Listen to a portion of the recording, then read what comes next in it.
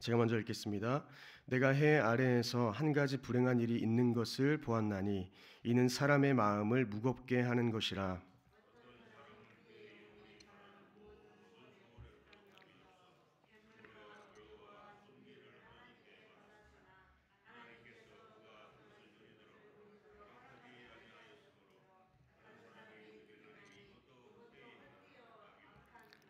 사람이 비록 100명의 자녀를 낳고 또 장수하여 사는 날이 많을지라도 그의 영혼은 그러한 행복으로 만족하지 못하고 또 그가 안장되지 못하면 나는 이르기를 낙퇴된 자가 그보다는 낫다 하나니.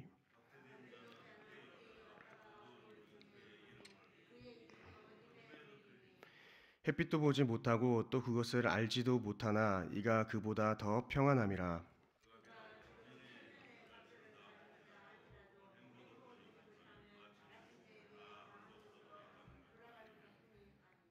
아멘. 전도서 하면은 저희가 떠오르는 단어가 있습니다. 그것은 모든 것이 헛되다라는 단어입니다. 그러나 전도서의 결론은 많은 사람들이 오해하듯이 허무적이거나 염세적이거나 숙명적이고 또한 냉소적이지도 않습니다. 전도서의 결론은 하나님을 경외하고 그 계명을 지켜야 한다라는 것입니다. 전도서 12장 13절을 보시면 일의 결국을 다 들었으니 하나님을 경외하고 그의 명령들을 지킬지어다. 이것이 모든 사람의 본분이다 라고 이야기하면서 이 전도서의 저자 솔로몬은 마지막을 기록하고 있습니다. 그러니 저희 모두가 전도서를 대할 때에 전도서가 단순히 솔로몬 개인의 경험의 이 산물이 아니라 성령의 감동으로 쓰여진 하나님의 말씀으로 이해하고 하나님을 경외하는 마음으로 말씀을 대해야 할 줄 믿습니다. 이 전도서 기자는 자신을 전도자라고 이야기하고 있는데 이 전도자는 코헬렛이라고 히브리어로 이야기할 수 있습니다. 이 말은 모으다, 회집하다, 소집하다라는 의미를 가지고 있습니다. 이 전도서 기자가 사람들의 많은 회중들을 모아서 이야기하고자 했던 것이 바로 여호와를 경외하고 그분의 말씀을 따르는 삶을 살아가자는 그 말을 이야기하기 위하여서 자신의 삶을 들어서 모든 것을 가졌고 그리고 모든 것을 다 누려보았던 그 전도서 기자가 우리 모두에게 모든 것이 헛되고 오직 주님 안에 거하는 것만이 참된 길이다라는 것을 이야기하고 있다는 것입니다. 저희가 모두가 오늘 본문을 통하여서 이 모든 것을 누렸던 솔로몬이 마지막에 여호와를 경외합시다라고 이야기한 것처럼 우리의 삶이 주님만 경외하며 그의 말씀만을 따르는 그 본분을 지키는 저희 모두가 되기를 소망합니다. 전도자는 해 아래의 허무함을 극복할 수 있는 바른 삶의 자세를 상세하게 논하고 있습니다. 물질적인 풍요와 많은 자녀를 가지고 장수하는 등 하나님의 풍성한 은혜를 받고도 심령이 낙을 누리지 못하는 이런 인생의 허무에 대해서 전도자는 이야기하고 있습니다. 전도자가 말하는 이 한 가지 불행한 일은 문자 그대로 한 가지의 불행한 것을 말하는 것이 아니라 해 아래에 살아가는 인생이 허무하다는 것을 잘 이야기하고 있는 것입니다. 그 허무함은 무엇입니까? 2절에 나와 있습니다. 어떤 사람은 그의 영혼이 바라는 모든 소원에 부족함이 없어 재물과 부요와 존귀를 하나님께 받았으나 하나님께서 그가 그것을 누리도록 허락하지 아니하셨으므로 다른 사람이 누리나니 이것도 헛되어 악한 병이로다 라고 기록하는 것이죠. 여기서 전도자가 제시하는 재물, 부요와 존귀는 이 솔로몬이 하나님 앞에서 일천번제를 드린 후에 하나님이 기브온에 나타나서 축복하실 때에 주시리라고 약속했던 그 모든 것이었습니다. 그러니 본문의 저자인 이 솔로몬은 자신이 친히 하나님으로부터 들은 이 단어들을 사용하면서 하나님께서 이 세상에 축복으로 주실 수 있는 것들을 이 사람이 다 받았다라고 이야기하는 것입니다. 하나님은 끊임없이 우리에게 주시고 우리들은 끊임없이 받는 존재들입니다. 그런데 여기서 재밌는 것은 받았으나로 번역된 이 이텐이라는 단어가 미완료형으로 쓰여졌다는 것입니다. 이것은 무엇을 의미합니까? 저희들은 계속해서 주님께서 주시고 그것을 받는 사람이라는 것입니다. 주님께서 계속해서 우리에게 허락하시고 베풀어 주시는 존재라는 것을 강조하고 있는 것이죠. 2절에도 기록하고 있습니다. 그의 영혼이 바라는 모든 소원에 부족함 없이 재물과 부요와 존귀를 하나님께 받았다라는 것입니다. 이는 더 이상 요구할 것이 없을 정도로 아주 충족되었다라는 의미입니다. 그러니 이는 하나님의 축복이 얼마나 온전하고 큰 것인지를 저희에게 잘 보여줍니다. 저희도 그렇지 않습니까? 우리의 상황이 다 다르고 우리의 환경도 다르지만 충분히 받은 자로 우리는 여겨야 한다는 것입니다. 저 사람이 더 받은 것 같이 보여도 하나님 앞에서 1대1의 관계 속에서 내가 소유하고 있는 것, 내가 누리는 것이 충분하다라는 것입니다. 축복을 누리지 못하게 하시는 주체도 근데 본문은 하나님이시라고 또 이야기하고 있습니다. 사실 부와 재산과 명예는 하나님의 선물입니다. 그렇기 때문에 선물 받는 자는 왜 선물을 안 주시지라고 하면서 계속 따질 수 없다는 것입니다. 주체자가 주인이 바로 하나님이시라는 것입니다. 인생의 주인이 내가 아니라 하나님이라고 고백하는 사람들이 그리스도인인 줄 믿습니다. 그렇기에 내가 원하는 부와 명예가 그때 공급되지 않는다 하여도 하나님 앞에 감사함으로 경외하며 살아가는 저와 여러분들이 모두 되었으면 좋겠습니다. 하나님은 어떤 사람에게는 부와 재산과 명예를 원하는 대로 다 주시면서도 그것들을 또 즐기지 못하게 하셨다는 것입니다. 오히려 엉뚱한 사람들이 즐기게 되었다라는 것이죠. 이 고대 근동의 풍속에서는 이 개인의 소유를 아들이 물려받고 전유하며 또 아들이 없을 경우에 가까운 친족들이 물려받게 되어 있었습니다. 그러나 여기서는 자신과 아무 관계없는 자가 그 사람에게 모든 소유가 넘어가게 된다는 것이죠. 참으로 어이없는 상황일 수 없습니다. 전도자는 이것을 어떻게 이야기하냐면 악한 병이라고 아까 본문에서 보았듯이 표현하고 있습니다. 이것은 어떠한 질병을 가리키는 것이 아니라 자신의 풍부한 재물을 자신과 전혀 상관없는 낯선 사람이 소유하는 그 상황이 악한 병이라는 것이죠. 자신에게 아주 큰 재난과 근심거리가 되었다라는 것입니다.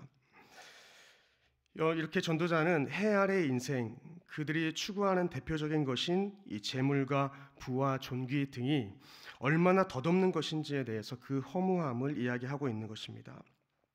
3절은 자녀를 많이 가지고 장수할지라도 마음의 즐거움을 누리지 못하고 적절한 장래가 이루어지지 않는 경우를 예로 들면서 인생의 패단을 소개합니다.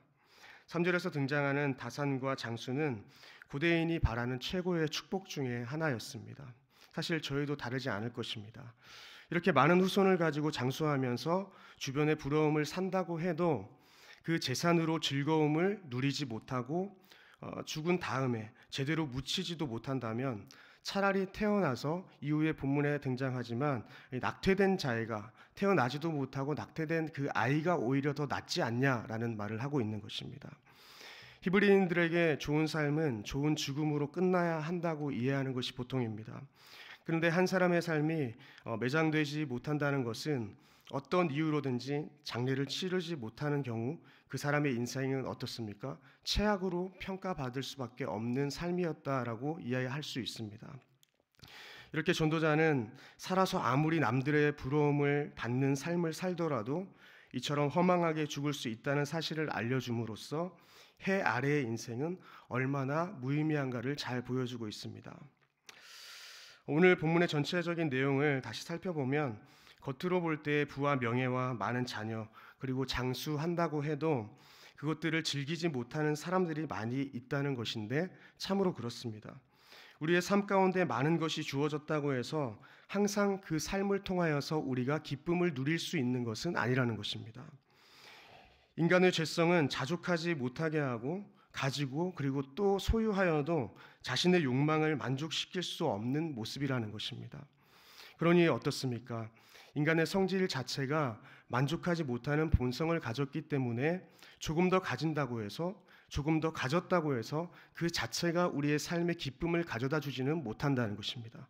그러니 그것은 삶의 어떠한 외부적인 환경에 의해서 기쁨과 감사가 일어나는 것이 아니라 우리의 마음에서 마음의 변화, 하나님과의 올바른 관계 속에서 잘 살아갈 때만이 참 기쁨과 만족을 얻을 수 있다는 것을 이야기하고 있는 것입니다. 전도서 6장 9절을 보시면 제가 세 번역으로 읽어드리겠습니다. 이것 또한 헛되고 바람을 잡으려는 것과 같다.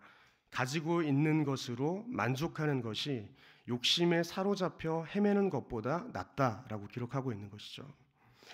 저희가 이러한 말씀과 동일한 삶을 살아가길 원합니다. 가지고 있는 것으로 저희는 만족하길 원하고 또 욕심에 사로잡혀서 이끌려가는 것이 아니라 주님 주신 것에 자족하며 그것이 주님께서 나에게 충분히 주신 것으로 여기면서 살아가는 저와 여러분들의 인생이 되기를 소망합니다. 디모데전서 6장 6절에서는 자족하는 마음이 있으면 경건이 큰 이익이다라고 기록하고 있습니다. 자족하는 마음은 참으로 경건한 삶을 또 유익한 삶으로 나아갈 수 있도록 합니다.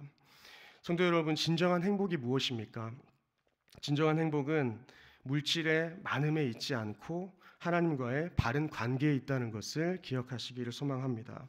전도서 6장 10절을 보시면 자기보다 강한 자와는 능히 다툴 수 없다 이렇게 기록합니다. 우리보다 강한 자가 누구이십니까? 바로 하나님 아버지 아니겠습니까? 저희는 하나님과 대면하여 교제하고 그분을 경외하며 영광 돌리는 존재이지 그분과 다투면서 왜 안 주십니까? 왜 나에게 이런 상황을 허락하십니까? 라고 기도할 수는 있지만 그 문제에 대하여서 물을 수 없다는 것입니다. 여러분, 인간 중 그 누구도 하나님과 겨루어 이길 자가 없습니다. 이 말은 무슨 의미입니까? 결국 하나님을 떠나서는 참된 기쁨과 평안, 행복을 누릴 수 없다는 것입니다. 하나님을 떠나서 기쁨과 행복을 누리려고 하는 모든 시도는 공허하고 그리고 불안한 삶으로 나아가게 할 뿐이라는 것입니다. 사랑하는 성도 여러분, 행복의 조건은 결코 자신의 내면의 욕구를 만족시키지 못합니다. 결국 우리는 우리의 진정한 욕구를 만족시킬 수 있는 하나님께 나아가야만 참 만족을 얻을 수 있습니다. 전도자는 해 아래에 있는 모든 것이 헛되다고 이야기합니다. 이 말은 문자적으로 사라져 버리는 숨과 같다, 바람과 같다라고 이해할 수 있습니다.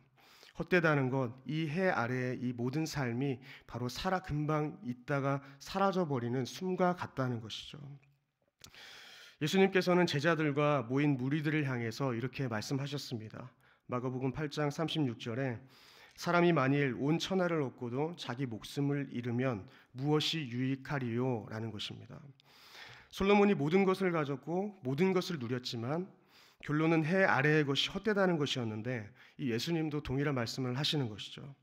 온 천하를 얻고도 자기 목숨을 잃어버리면 무익하다는 것입니다. 그래서 해 아래의 모든 것은 헛되어서 다 바람과 숨과 같이 있는 것 같다가도 금방 다 사라져 버린다는 것이죠. 그러니 저희는 사라지지 않는 영원한 것을 구해야 하는 줄 믿습니다. 헛되지 않는 인생을 위해서 해 아래의 것에 집중하는 삶이 아니라 해 위에 생명 되신 주님을 날마다 찾으며 귀한 복을 누리시기를 소망합니다. 참으로 우리의 인생은 모든 것을 가졌어도 하나님 없으면 아무것도 아니고 모든 것을 잃어버렸다 할지라도 하나님 한 분이 내 안에 자정하여 계시면은 그 인생은 행복한 인생인 줄 믿습니다. 저희 모두 해 아래 새로움이 전혀 없는 헛되고 무익한 것을 잡으려고 인생을 낭비하지 않기를 소망합니다. 오히려 하나님을 경외하며 악을 멀리하고 떠남으로 하나님 안에서 인생의 의미를 발견하며 자족하는 삶으로 살아가서 참된 만족과 행복이 우리의 삶 가운데 있기를 주님의 이름으로 축원드립니다. 우리 함께 기도하겠습니다.